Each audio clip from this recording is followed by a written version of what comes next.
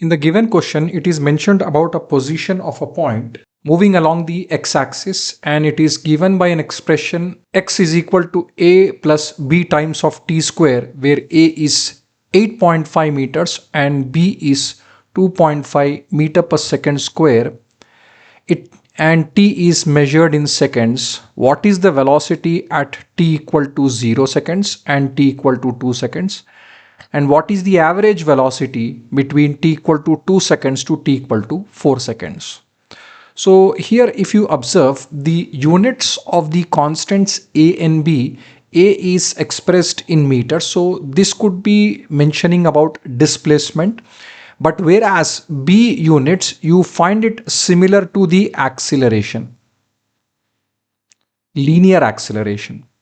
Okay, so these are the constants, and we are dealing with the problems from the kinematics chapter, wherein we study about the parameters which describe the relative motion between the moving bodies.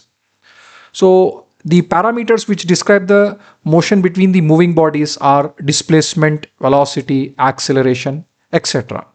So here the displacement x is given as x is equal to a plus b times of t square, and we are required to calculate velocity. So velocity here can be expressed as v is equal to dx by dt, and upon differentiation it is derivative of a is 0 and derivative of bt square is b into 2 times of t.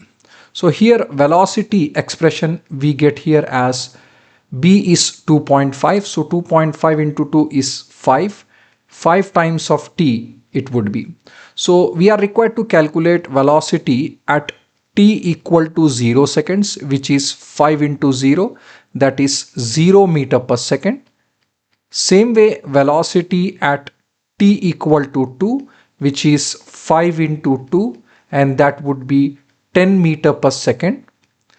So this is the velocity at an instant when t is equal to 0 and t equal to 2 seconds.